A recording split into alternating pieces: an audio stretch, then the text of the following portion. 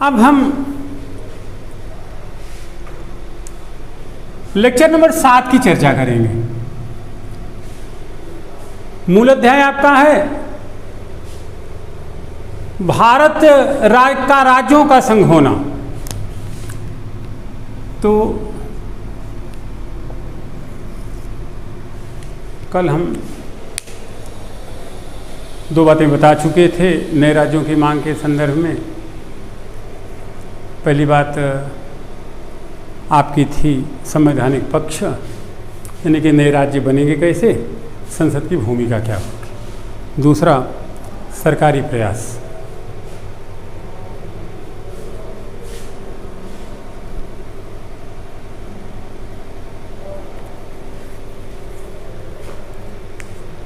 अब हम मांग के आधार को हम कई रूपों में देखेंगे। प्राचीन आधार क्या है, मांग का क्या था, वर्तमान क्या होना चाहिए, बदलते परिदृश्य यानी उदारीकरण वगैरह के संदर्भ के धरातल पे क्या होना चाहिए, जो आधार वास्तव में हैं और जो आधार होनी चाहिए। तो मांग के आधार में पहला मुद्दा हम आपका डिस्कस करेंगे प्राचीन। तो प्राचीन आधार था भाषा, नस्ल, संस्कृति। यानी कि जो नए राज्य शुरुआत में बने 60 के दशक बने या फजल आयोग की अनुशंसा पे बने 14 धनछा, यहाँ पे मोस्टली आधार था भाषा, नस्ल और जाति का। तो स्वाभाविक सी बात है किसी आधार पर राज्य बने। दीगर बात है कि प्रथम प्रधानमंत्री नेहरू जी और यह आयोग भी इस चीज़ को लेके हिदायत कर गया था कि नए राज्य वस्तुतः भाषा नस्ल के आधार पर न बने, यह ठीक रीति नहीं हो। दूसरा आधार वर्तमान का यदि हम देखेंगे, वर्तमान में क्या आधार,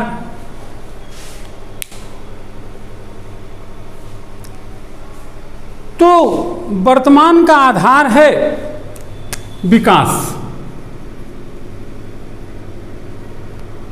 संसाधनी उपलब्धता,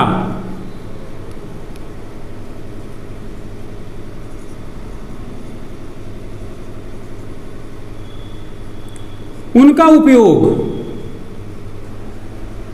उनका दोहन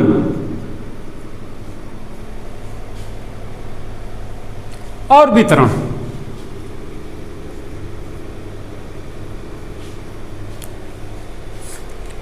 तो वर्तमान आधार है कि विकास के आधार पर, संसाधनी उपलब्धता के आधार पर राज्यों का विलय और विभाजन किस तरीके से हो।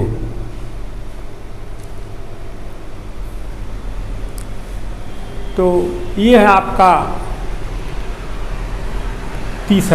दूसरा आधार है।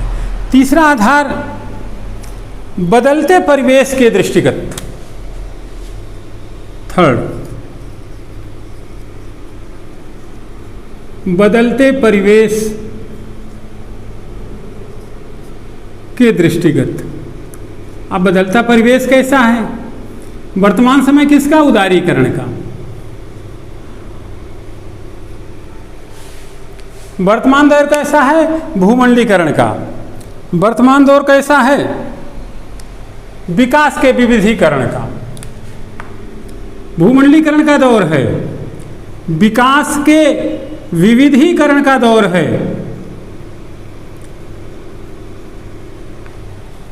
तो इस आधार पर भी, जैसे कुछ राज्य कहते हैं कि हमारे राज्यों के संसाधनों के आधार पर बीमारू राज्यों का विकास हो रहा है, कर्नाटक कहता है, महाराष्ट्र कहता है, गुजरात कहता है। तो संसाधनी प्रवाह का मुद्दा,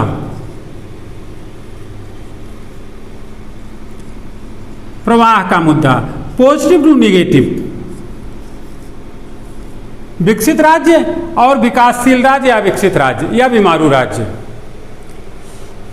तो बदलते परिदृश्य के दृष्टिगत इन सब मुद्दों पर भी हमें विचार करना होगा, या ये भी विचारणीय मुद्दे होनी चाहिए।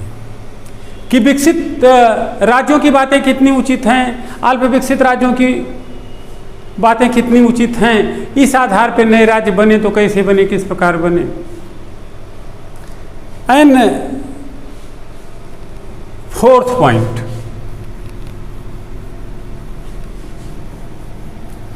अगर हम यथार्थता की चर्चा करें तो फोर्थ पॉइंट, जो आधार वास्तव में हैं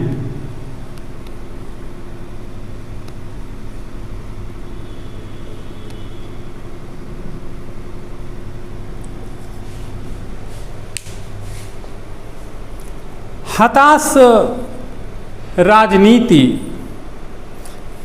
हताश राजनीतिज्ञ और कुंठित राजनीति। हताश राजनीति, राजनीतिज्ञ और कुंठित राजनीति, यानी कि मोस्टली राजनेता अपनी राजनीति चमकाने के लिए, अपनी कुंठा समन के लिए वस्तुतः नए राज्यों को हवा देते रहते हैं। यही यथार्थ है, यही वास्तव में है। नेक्स्ट पॉइंट, क्षेत्रीयता। क्षेत्रीयता। तीसरा पॉइंट, सत्ता की भूख।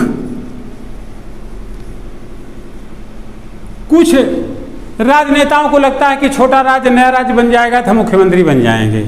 एंड लास्ट पॉइंट, आत्मरक्षा की ऋणात्मक स्वकेंद्रित सोच। आत्मरक्षा की ऋणात्मक स्वकेंद्रित सोच।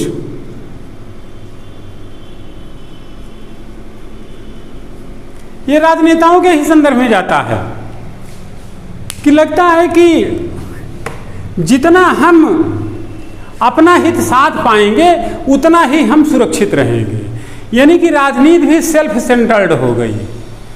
उसका इस चीज में कोई इंटरेस्ट नहीं है कि देश का विकास हो, देश भट्ठे में जाए। उसका बस केवल एक मंतव्य है, एक मुखड़ा है, एक मोटिव है कि हम किसी तरीके से लाइमलाइट में बने रहें और हमारी राजनीति चमकती रहे। देश और राज्य का विकास हो, चाहे देश या राज्य भट्ठे में जाए। अब नीतिपरक, चूंकि राजनीति तो नीतिपरक होनी चाहिए, नीति के आदर्श पर, आदर्श के आधार पर जो वास्तव में होने चाहिए। नेक्स्ट पॉइंट, फिफ्थ, जो आधार वास्तव में होना चाहिए।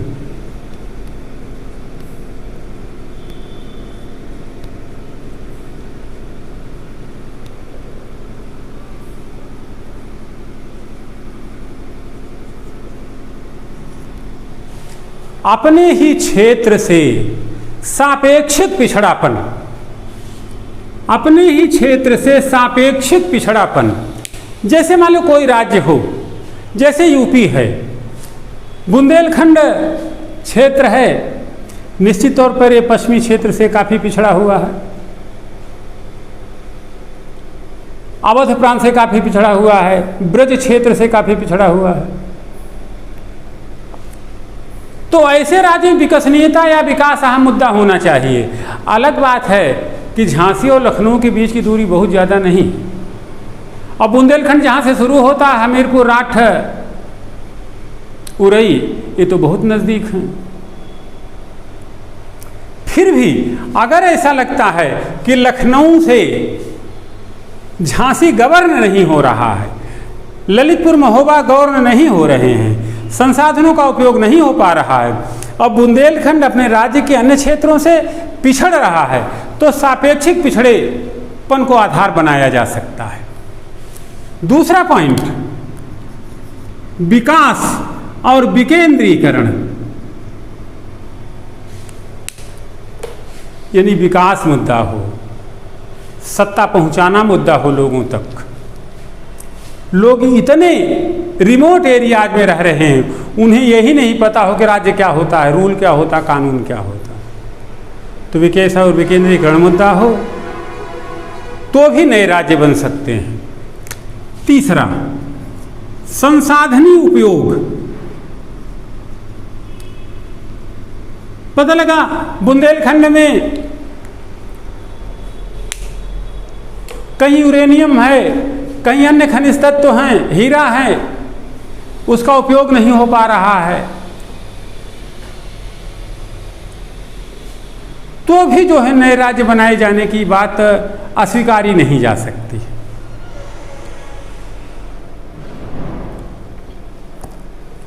पानी और अन्य संसाधन, पानी भी एक मुद्दा है। इनका वितरण, इनकी उपलब्धि, इनकी उपलब्धता यदि किसी राज्य को पर्याप्त तरीके से नहीं मिल पा रही है तो नए राज्यों को बना करके इनका वितरण, इनका संग्रहण करके राज्य का विकास किया जा सकता है।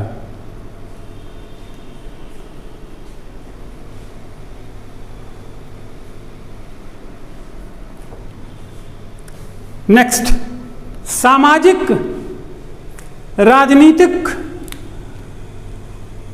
आर्थिक लोकतंत्र की वास्तविक स्थापना हेतु, सामाजिक राजनीतिक आर्थिक लोकतंत्र की वास्तविक स्थापना हेतु यदि यह जरूरत है तो नए राज्य बनाए जा सकते हैं। 6 पॉइंट, राजनीतिक आकांक्षाएं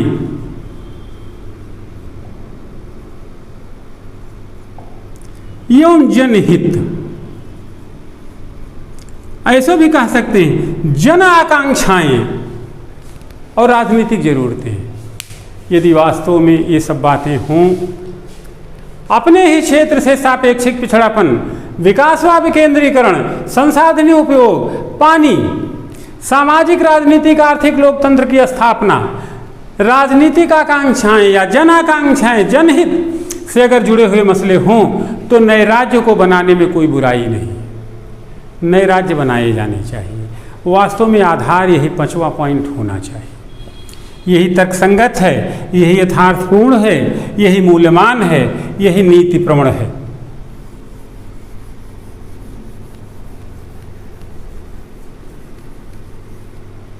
अब हम आगे बढ़ेंगे। मांग की औचित्यपरकता, चौथा पॉइंट, मांग की औचित्य परकता, यानी कि नए राज्यों की मांग कितनी रीजनेबल है, कितनी रीजनेबल होनी चाहिए। इसमें हम 2 ब्लॉक आपको बनाएंगे। एक आप पक्ष में, एक विपक्ष।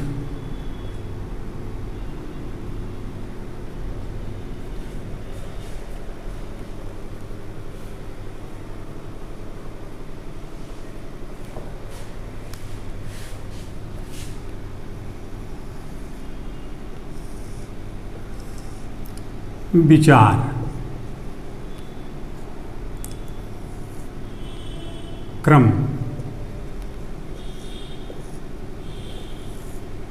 पहली बात, व्यक्तिगत रूप में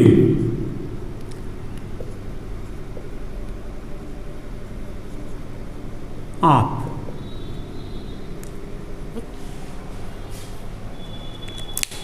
व्यक्तिगत रूप में आप क्या तर्क देंगे, कोई क्या तर्क देगा, जनसाधारण क्या तर्क हो देगा पक्ष में।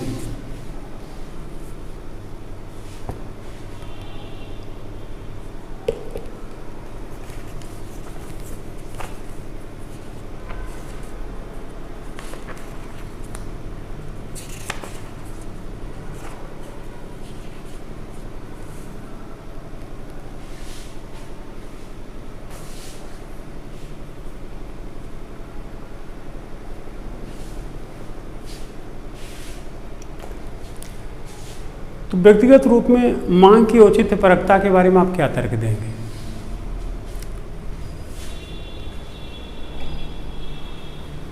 तो एक व्यक्ति के रूप में आपका विचार होगा, मेरा विचार है,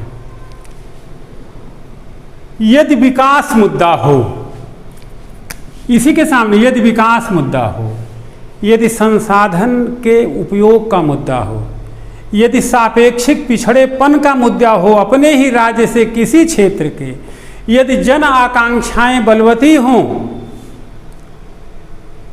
यदि लोकतांत्रिक अवधारणा की संपूर्ति हो, यदि जन आकांक्षाएं और राजनीति वैसी डिमांड करती हो, तो नए राज्य बनाने में कोई बुराई नहीं है। अब इतना हम यहाँ लिख नहीं पाएंगे, हमारी बात से आप सुन चुके होंगे। खूब मेहनत करें, नोट बनाएं, लिखें, पढ़ें, फिर पढ़ें। आप हमारे विद्यार्थी हो, अपना इतनी कम फीस लिए थोड़ा सा उससे निवेश करें। वो क्या डलता उलता है अपना जो भी नेट वोट का चार्ज हो, विपक्ष में एक कहानी सुनाते हैं। 2000 में जब नया राज्य गठित हो रहा था, उत्तरांचल उत्तराखंड, हमारे उत्तर प्रदेश के मुख्यमंत्री थे भारत के वर्तमान रक्षा मंत्री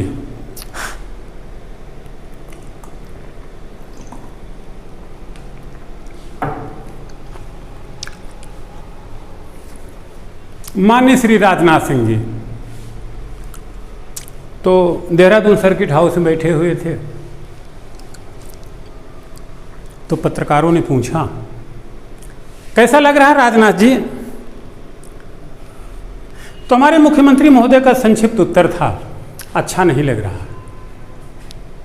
बाकी बातें समझने के अभिप्राय ये हुआ कि विभाजन कभी शुभ नहीं होता, बंटवारा कभी शुभ नहीं होता है,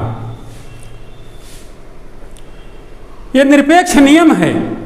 हाँ, काल सापेक्षिता यदि कुछ कहती हो तो अलग बात। तो सामान्य स्थितियों में बंटवारा शुभ नहीं है, विभाजन शुभ नहीं है, कम से कम आज की स्थितियों के दृष्टिगत तो कतई नहीं। जहां हताश राजनीति, कुंठित राजनेता, सिरफिरी सोच, सत्ता की भूख, दल बदल प्रधान कारक हों, तो नए राज्य का बनाया जाना संसाधनी उपयोग तो नहीं होगा, सत्ता का विकेंद्रीकरण तो नहीं होगा, संसाधनी दुरुपयोग और सत्ता का निकटीकरण जरूर होगा। तो मीनाइटू से विभाजन कभी शुभ नहीं होता। यदि खास उद्देश्य और परिस्थितियां न हों तो फिलहाल वर्तमान परिस्थितियों के दृष्टिगत तो ठीक बात नहीं है। First point.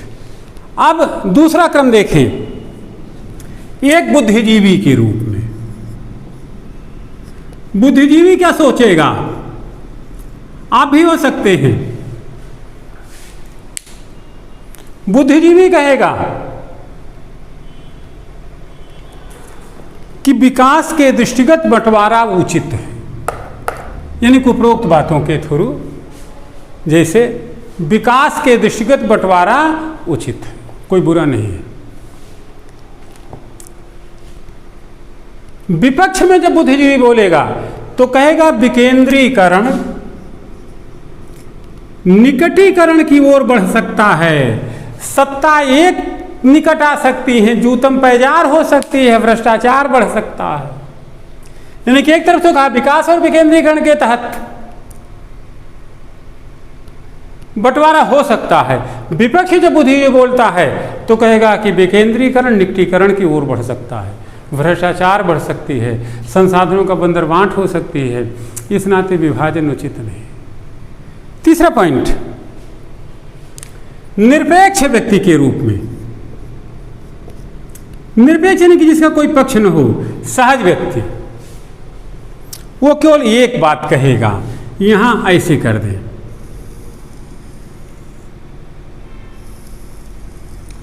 वो एक लाइन कहेगा, न वो पक्ष में बोलेगा न विपक्ष में बोलेगा, वो सीधे सीधे कहेगा व्यवस्था ठीक से चले, यह कोई मुद्दा नहीं, कानून का शासन हो, संसाधनों का उपयोग हो, कोई किसी के पक्षकार न हो,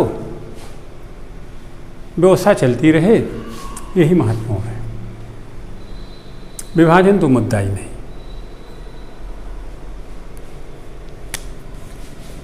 चौथा, एक राजनीतिक व्यक्ति के रूप में या राज्य के रूप में जब आप सोचते हैं तो क्या पाएंगे? पक्ष में क्षेत्रीय संतुलन, सापेक्षिक पिछड़ापन अहम मुद्दा है, विकास जरूरी है, इस नाते नए राज्य बननी चाहिए।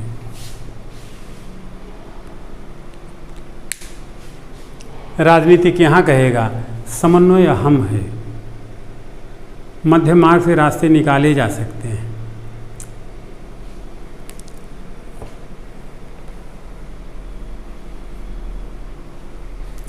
विभाजन अपेक्षित नहीं।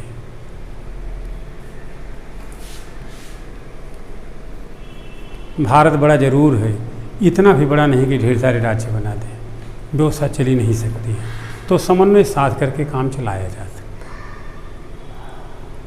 है। लास्ट पॉइंट, विश्व मानव के रूप में, वैश्विक व्यक्ति के रूप में यदि सोचेंगे तो क्या कहेंगे? पक्ष में विश्व उदारीकरण की ओर है, प्रतिस्पर्धा विकास को जन्म देगी, नए राज्य बनेंगे, प्रतिस्पर्धा होगी। उड़ीसा का भी मन होगा कि हम कर्नाटक जैसे आगे बढ़ें, तो प्रतिस्पर्धा उत्पन्न होना विकास के लिए अच्छी बात है, इस नाते नए राज्य बना दिए जाएं। विपक्ष में टकराव बढ़ सकता है, व्यवस्था बिगड़ सकती है, इस नाते नए राज्य बनना यथोचित नहीं।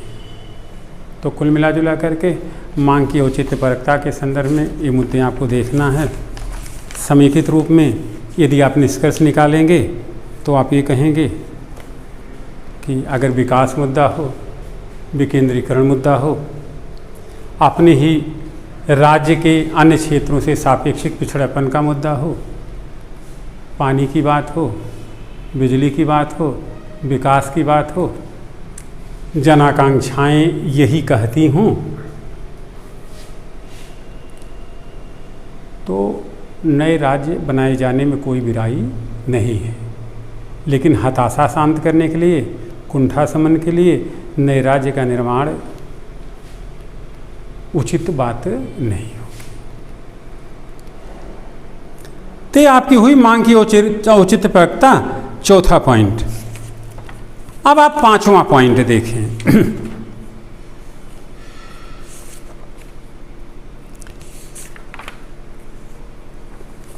जहां अड़चने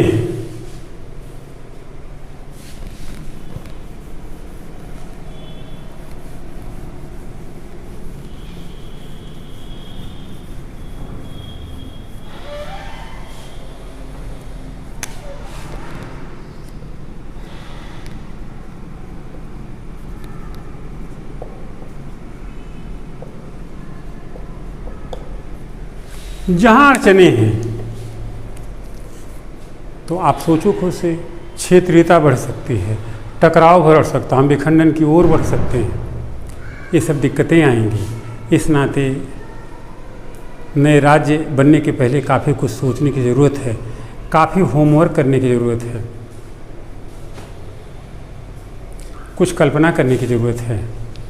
जैसे क्या ऊबड़ खाबड़ और अविकसित बुंदेलखंड अपने सहारे अपने राज्य का विकास कर सकेगा?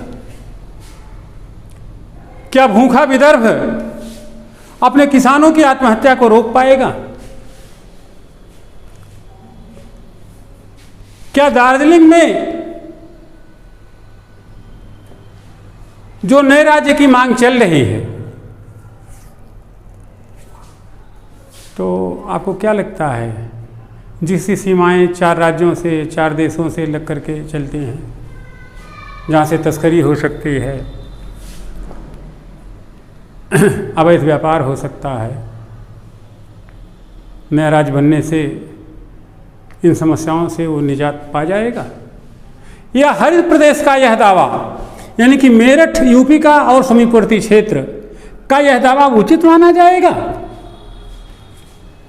कि पश्चिमी उत्तर प्रदेश के राजस्व अधिशेष से पूर्वांचल और बुंदेलखंड का विकास हो रहा है।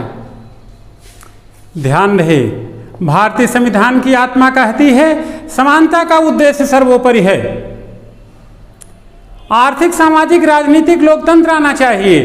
तो किसी राज्य का यह भी कथन कि हमारे विकास के कारण अन्य राज्यों के घरों में दिए जल रहे हैं, यह सुना नहीं जाएगा। यही दिल्ली की प्रधानता है, यही संसद की सर्वोच्चता है, यही भारत का भारत होने का मतलब है, यही भारतीयता का संदर्भ है। इस प्रकार से ढेर सारी अड़चनें हैं, उन अड़चनों को एक एक करके नोट करें। नंबर एक, क्षेत्रीयता को उभार मिलेगा।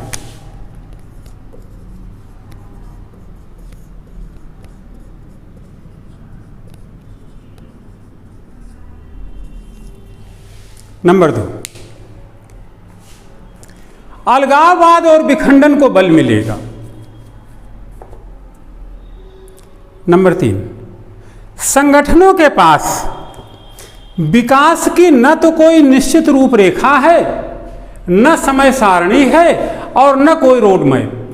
अब क्या होगा? अलग राज्य बनने से विदर्भ जैसे सूखे क्षेत्र में आत्महत्या कैसे रुकेगी? यह किशोर तिवारी बताएं या और नेता जो वहाँ के हैं। नंबर 2, प्राकृतिक रूप से पिछड़ा बुंदेलखंड और गरीब पूर्वांचल अपना पेट कैसे भरेगा? बताएं यहाँ के नेता। अब तो स्वर्गीय हो गए, माननीय अमर सिंह जी भी पूर्वांचल के पक्ष में थे। नेक्स्ट, क्या हरित प्रदेश का यह दावा स्वीकार्य होगा कि पश्चिमी उत्तर प्रदेश के भारी राजस्व से पूर्वांचल और बुंदेलखंड का विकास हो रहा है, या उनके काम आता है? नेक्स्ट, क्या गोरखालैंड चाय और पर्यटन से अपने खर्चे पूरा कर लेगा, या सिक्किम सेंट्रल यूनिवर्सिटी के vice chancellor Mahendra P Lama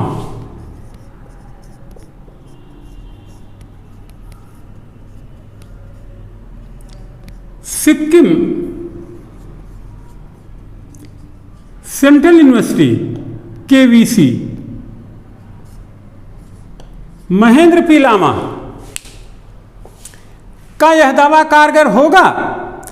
यह विचार दमदार होगा कि दार्जिलिंग की सीमाएं 4 देशों से लगती हैं।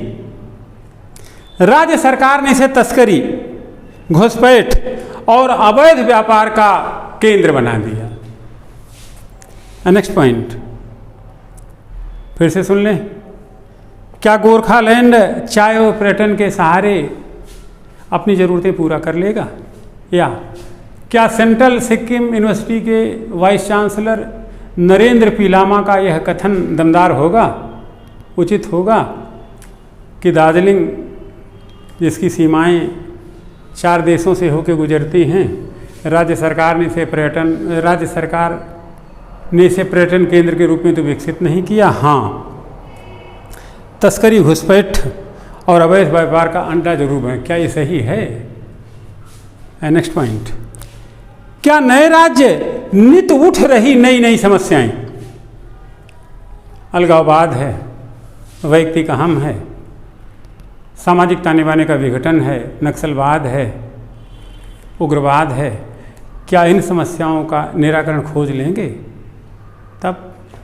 नेक्स्ट पॉइंट, जैसे कहते हैं ना कि बिना देहरादून के उत्तर प्रदेश कैसा होगा,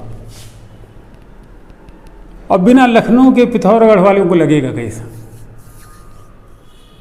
ये बड़े अहम प्रश्न हैं, भावना से जुड़े हुए मुद्दे हैं। पटना के बिना रांची, रांची के बिना पटना कैसा लगेगा? ये कम महत्वपूर्ण मुद्दे नहीं रहेंगे। हम पैदा होते हैं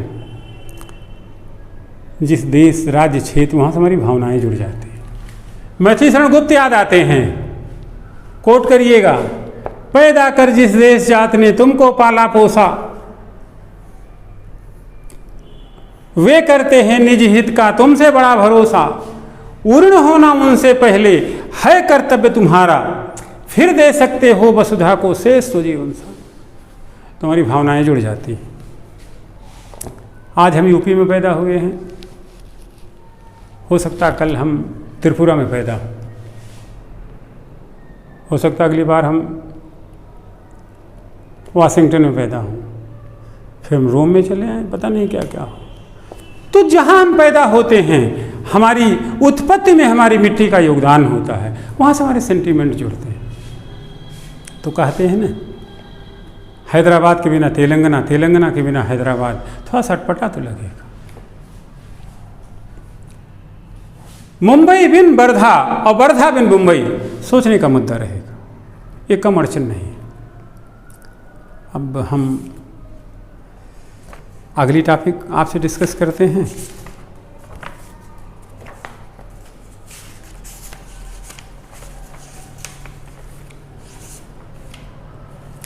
छोटे राज्य बनाम बड़े राज्य।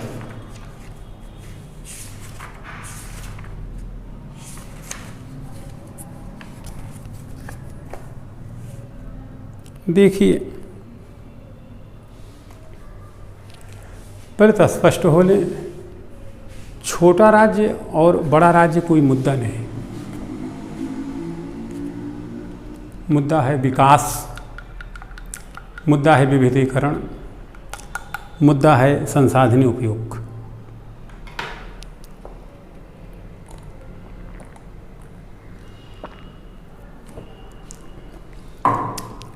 एक सहज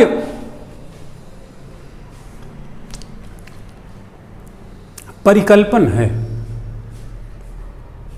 इजी प्रिसेप्शन। भाषा पे न जाए सीखें, 2 बार पढ़ें। एक सहज परिकल्पन है, एक सामान्य सोच है। परिकल्पना, विचार, थाट कि छोटे राज्य की विकास निष्पादीयता बड़े राज्य की अपेक्षा अच्छी होती है। आधार ठीक है, लेकिन ध्यान रहे, छोटे राज्य संकट में भी आ सकते हैं कई तरीके से। राज्य ही जब छोटा होगा तो संसाधन हो सकता कुछ ज्यादा हो, कुछ हो ही ना, दूसरे राज्य से व्यापार करना पड़ेगा और रोध विरोध आएंगे, विकास की गति थम सकते हैं। कोई राज्य अपनी स्थानीयता की सीमा में हर तरीके से मजबूत हो, आत्मनिर्भर हो, यह संभव नहीं है, अमेरिका भी नहीं। तो सवाल छोटे बड़े राज्य का नहीं है, सवाल सुलझी सोच का है, समाजदार दृष्टिकोण का है, संसाधनों के उचित उपयोग का है, समीपवर्ती राज्यों से बेहतर संबंध का है, समय के साथ चलने का है। फिर भी छोटे राज्य के बारे में कुछ बातें बोलते हैं, आप उसे नोट करें। नंबर 1 लिखें क्रम से, निस्संदेह छोटे राज्यों की विकास निष्पादनीयता बेहतर हो सकती, बेहतर होती है। शर्त है नंबर 1, बेहतर संसाधनी क्षमता व उपयोग की, बेहतर संसाधनी क्षमता व उपयोग की, योग्य राजनीतिक अंतर्दृष्टि की, योग्य राजनीतिक अंतर्दृष्टि की। नंबर 2, नंबर 2, विकास की स्पष्ट रूपरेखा, विकास की स्पष्ट रूपरेखा तथा मार्गदर्शक मानचित्र की, विकास की स्पष्ट रूपरेखा तथा मार्गदर्शक मानचित्र की।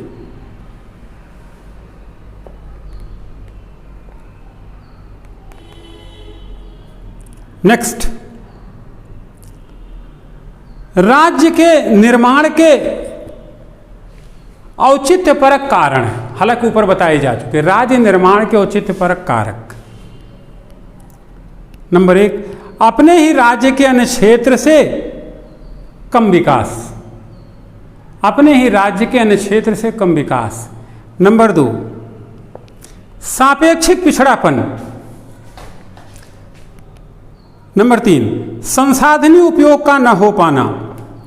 नंबर 4, उद्यमिता व अन्य विकासपरक योजनाओं की अनुपस्थिति।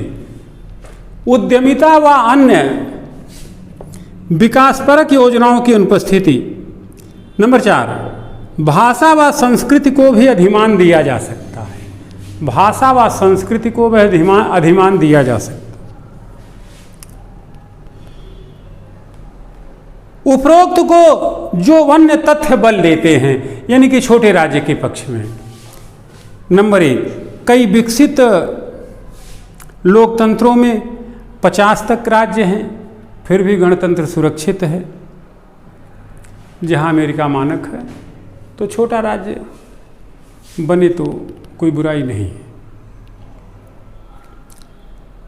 छोटे राज्यों की GSDP, gross state domestic product, GSDP निष्पादनीयता बेहतर रहती है। जैसे उत्तराखंड उत्तर प्रदेश है, तो उत्तर प्रदेश की विकास निष्पादनीयता जीएसडीपी उत्तराखंड से कम है। अलग बात है कि अन्य कारक जिम्मेदार हैं कि उत्तराखंड की जनसंख्या बहुत कम है, उत्तर प्रदेश की जनसंख्या बहुत ज़्यादा है। फिर भी सहज अर्थों में छोटे राज्य की जीडीपी ज़्यादा है, बड़े राज्यों की जीडीपी कम है, तो इसमें तो छोटे राज्य थोड़े लाभ में तो रहेंगे। अब आते हैं बड़े राज्य के संदर्भ में कि बड़े राज्यों के बारे में क्या कहा जाए।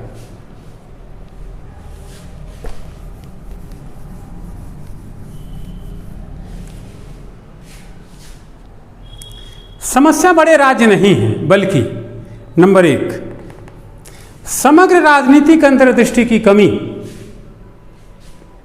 भाई भतीजावाद व वंशवाद में लिपटी भारतीय राजनीति विकास पर ध्यान ही कहाँ देती है।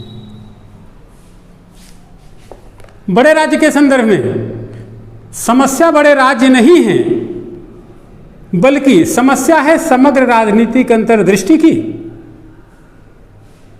कुमुलेटिव पॉलिटिकल अप्रोच की, जहां भाई भतीजावाद वंशवाद में लिपटी भारतीय राजनीति के पास विकास के लिए वक्त कहाँ है।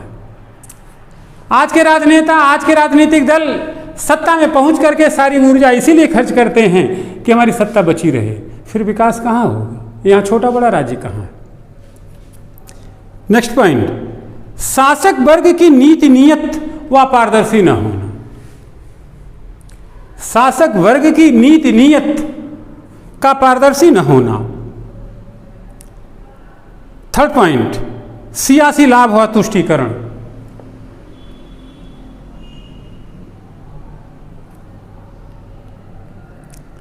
इन बातों का सकारात्मक रूपांतरण जो भी हमने कहा, भाई भतीजा हट जाए, वाद हट जाए, वंशवाद हट जाए, राजनीति का अपराधीकरण कम हो जाए, अपराध की राजनीति कम हो जाए, शासक वर्ग की नीति और नीयत स्पष्ट हो जाए, पारदर्शी हो जाए, सियासी लाभ और तुष्टीकरण से ऊपर उठ जाए,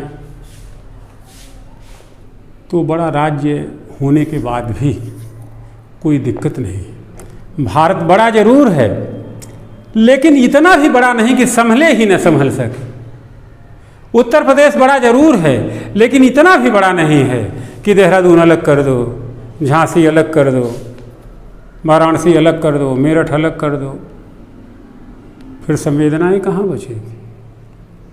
live it for better hope. तो ये सारी बातें हैं छोटे और बड़े राज्य के संदर्भ में। अब हम आगे बढ़ेंगे, नेक्स्ट पॉइंट की चर्चा करेंगे।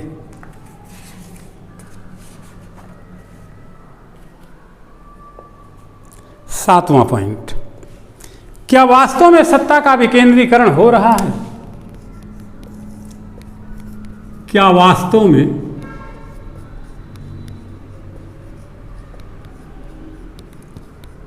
सत्ता का विकेंद्रीकरण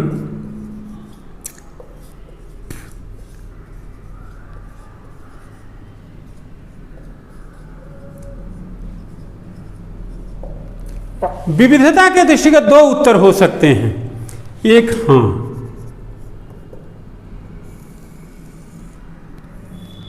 एक नहीं, हामी। सत्ता का एहसास लोगों को हुआ है, लोग अपने हक हुकूक को जानने लगे हैं। बचपन में हम लोग छोटे थे, अगर तार आ जाए गांव में तो लगता था कोई ऊपर गया, जो हमारा कोई भाई बाहर रहता है वो मर गया। और चौकीदार आ जाए तो लगता था कहीं मर्डर हो, हत्या हुई, कत्ल तब कहा जा हुई। तो अगर ये बातें इम्पोर्टेंट हैं, महत्वपूर्ण हैं, तो आप सोचो कि या तो एसपी भी गली से गुजर जाता है, गांव के लड़कों को एहसास, अरे एसपी आया था, गया, मंत्री जी आए थे। गांव और लखनऊ के बीच की दूरी कम हो गई है। गांव की चौपालों में ग्रामीण संसद बैठती है, वो हैं तो नहीं, लेकिन विधायक, प्रिंसिपल और कलेक्टर और पांडे जी के नाम से जाने जाते हैं। तो सत्ता का विकेंद्रीकरण हो रहा है क्योंकि लोगों को सत्ता का सहज एहसास हुआ है। लोगों के मन में दिल्ली बस रही है, वो पटना की बात जानते हैं, वो भुवनेश्वर जा चुके हैं। पहले तो कितने लोगों के साथ था, 70-80 के दशक तक उसी गांव में पैदा हुए, उसी गांव मर गए। कभी कभी तो परिस्थितियां ऐसी भी आती तो गांव की बाजार भी नहीं देख पाते थे। जिला मुख्यालय की तो बात छोड़ दीजिए। दूसरा पॉइंट, विकास हुआ है। तीसरा पॉइंट, जागरूकता बढ़ी है। चौथा पॉइंट, जमीनी हालत बदली है। लोगों में सत्ता का एहसास हुआ है, विकास हुआ है, जागरूकता बढ़ी है, जमीनी हालत बदली। एक पक्ष ऐसा जो कहता विकेंद्रीकरण नहीं हो रहा है, तब क्या हो रहा है? नंबर 1, सत्ता का निकटीकरण हो रहा है, सुविधा भोग बढ़ा है। हम लोग बड़े हो रहे थे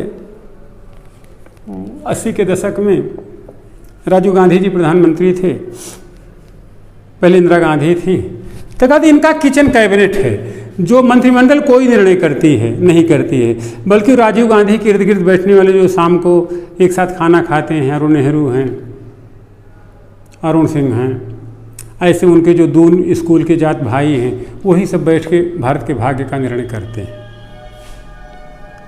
तो अपनी सुविधा के अनुसार देश की राजनीतिक दिशा और दशा तय हो रही है। तो सत्ता का निकटीकरण हुआ है, सुविधा भोग बढ़ा है। आज क्या है, एक छोटा एग्जाम्पल लें, नई शिक्षा नीति आई है,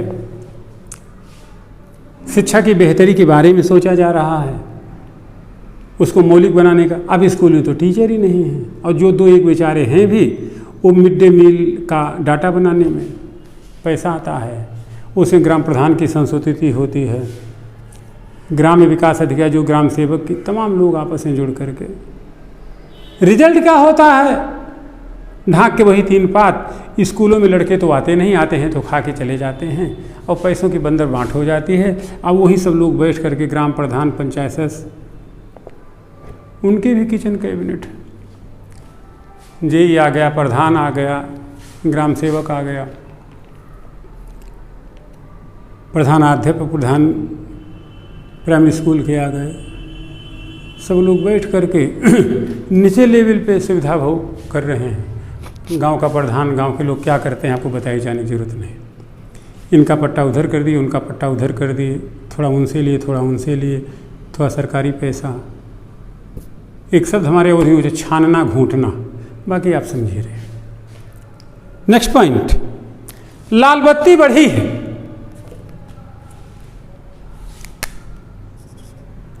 हम अपनी चलती फिरती जिंदगी में कुछ साल देहरादून रहे, तो पहले उत्तर प्रदेश था, तो एक किसी का इनकम टैक्स का मसला, क्या हुआ है, क्या बना हुआ है, हमने अपनी सोच में होश में नहीं समझा कि उत्तराखंड कभी कोटद्वार में इनकम टैक्स वाले आए थे, लेकिन तब इनकम टैक्स ऑफिस लखनऊ रहती थी तो सोचती थी अरे क्या छोटी बाजार है। अब जब देहरादून है तुम्हें अपना चलाना है तो कोटद्वार में छापा मार दो, चाय की दुकान वाले पे छापा मार दो, कुछ भी कर दो। लाल बत्ती बढ़ी है, बंदरबाट बढ़ी है, भ्रष्टाचार बढ़ा है। लाल बत्ती बढ़ी है, बंदरबाट बढ़ी है, भ्रष्टाचार बढ़ा है। आंकड़े कागजी हैं, हवाई हैं, वास्तविकता से परे हैं। नरेगा जैसे वैधानिक कार्यक्रम में भ्रष्टाचार है। आंकड़े हवाई हैं, कागजी हैं, वास्तविकता से परे हैं। मनरेगा जैसे वैधानिक कार्यक्रम में भ्रष्टाचार है। मास्टर रोल गलत तरीके से भरे गए हैं। यही है सत्ता के विकेंद्रीकरण का मतलब।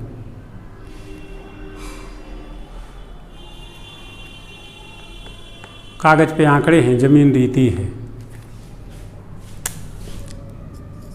कागज पर आंकड़े हैं, जमीन रीति है। नेक्स्ट पॉइंट, सरकारी योजनाएं ज्यादातर असफल हैं और कहीं सफल हैं तो भ्रष्टाचार में आकंठ डूबी हुई। यह है सत्ता विकेंद्रीकरण का पॉजिटिव और नेगेटिव पक्ष। अब हम थोड़ा आगे बढ़ते हैं।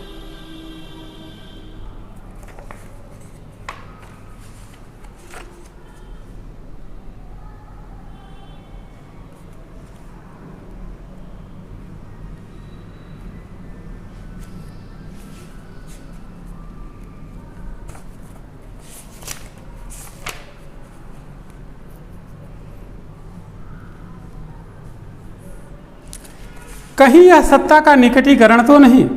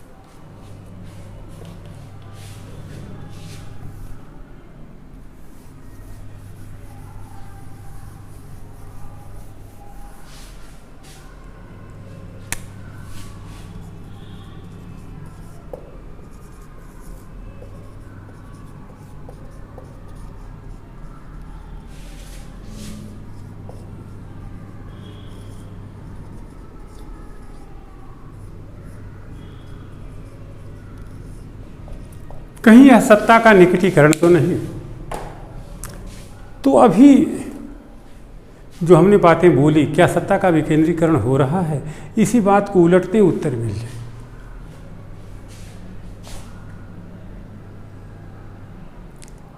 आप एक तरफ हाँ सत्ता का निकटीकरण हो रहा, शासन की छोटी छोटी इकाइयाँ एक साथ मिल गए, उनकी समीपता आई है और अब आपसी समझदारी के आधार पर और संगठित भ्रष्टाचार पनप रहा। इस नाते हम कहेंगे कि सत्ता का निकटीकरण हो रहा।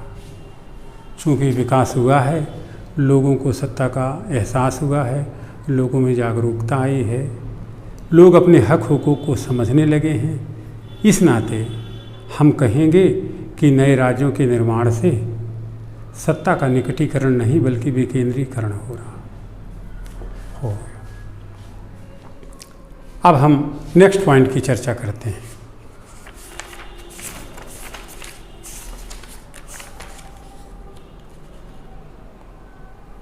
9।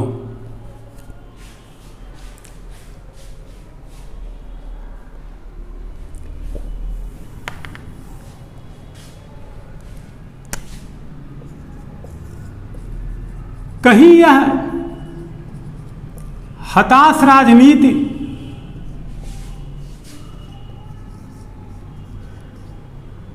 एवं कुंठा समन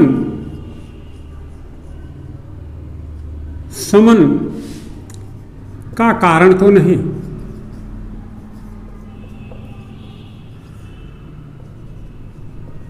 इसे 2 लाइन लिख लें, ये इंटरव्यू में भी पूछा जा सकता है।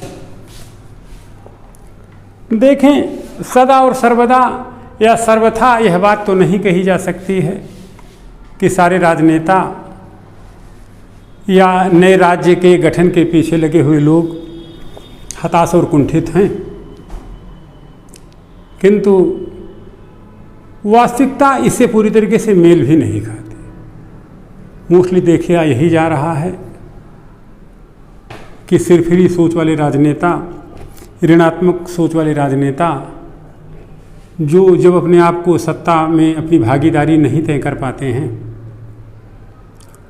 तो कोई न कोई हथकंडा अपना करके जन आंदोलन को बल देते हैं ताकि उनकी सत्ता में भागीदारी सुनिश्चित हो सके, सत्ता का लाभ उठा सकें, कुर्सी पा सकें।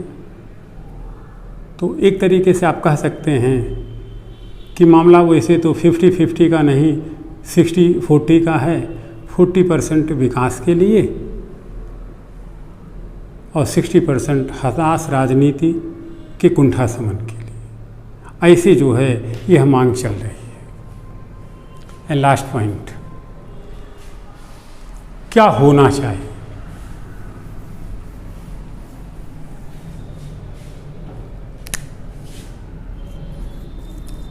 क्या होना चाहिए?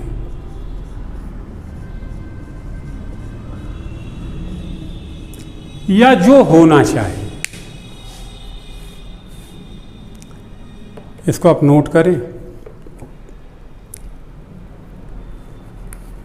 मुद्दा छोटे बड़े राज्य नहीं है,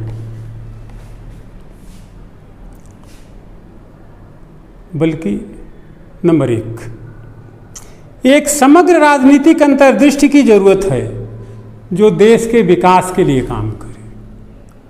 एक समग्र राजनीतिक अंतर्दृष्टि की जरूरत है जो देश के विकास के लिए कार्य करे, जिसमें कश्मीर से कन्याकुमारी, बंगाल की खाड़ी से कच्छ की रन तक का जो एक मानचित्र बना हुआ है, वह आड़ी तिरछी रेखा न दिख करके जीवंत संदेश और भाव दिखे। नेक्स्ट, विकेंद्रीकरण आत्मसात हो, सर्वोदयी अवधारणा के अनुसरण में सभी को विकास का सम्यक लाभ मिले।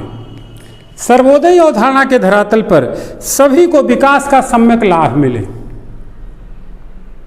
नेक्स्ट पॉइंट, आंतरिक अशांति वाली जैसे नक्सलवाद वगैरह है, चीजों पर खास ध्यान दिया जाए। जनता की दिल्ली तक पहुंच सुनिश्चित हो, लोगों को सत्ता अनुभवजन्य हो, नैसर्गिक न्याय के अनुसरण में। नेक्स्ट पॉइंट, न्याय व प्रशासन जनप्रिय हो, लोकतंत्र अनुभवजन्य हो। न्याय व प्रशासन जनप्रिय हो, लोकतंत्र अनुभवजन्य हो। नेक्स्ट पॉइंट, आर्थिक सामाजिक राजनीतिक विकास के दृष्टिगत, आर्थिक सामाजिक राजनीतिक विकास के दृष्टिगत चलने वाली योजनाएं पारदर्शी और फलीभूत हो, चलने वाली योजनाएं पारदर्शी और फलीभूत हो, चलने वाली योजनाएं पारदर्शी और फलीभूत हो। नेक्स्ट पॉइंट, राजनीतिज्ञों को राजनीति को कुंठा समन का उपकरण बनने और बनाने पर रोक लगे। राजनीतिज्ञों को राजनीति के कुंठा समन का उपकरण बनने और बनाने पर रोक लगे। यदि यह बातें अनुकूल हों तो नए राज्य बनाने में कोई बुराई नहीं है। नया राज्य बनाना औचित्यपरक है। यदि ऐसा न हो तो ईश्वर के लिए इसे बचा जाए। अब हम कल फिर मिलेंगे नए लेक्चर में। आज मैं लेक्चर 8 में इसी चैप्टर में। तो हम प्रारंभिक परीक्षा, मुख्य परीक्षा, इंटरव्यू का क्वेश्चन कराएंगे। संभवतः इसी में आपको इसे भी एक लिखा दें तो हमारा अगला प्रयास होगा। तब तक के लिए पूरी लगन और निष्ठा के साथ आप पढ़ें। बातें बढ़ती रहेंगी उत्तरोत्तर। अपने आप को समय सीमा में न बांधें, डट के लग के तैयारी करें। चीज़ें आपके अनुकूल होती चली जाएंगी। कल हम फिर मिलेंगे। तब तक के लिए धन्यवाद।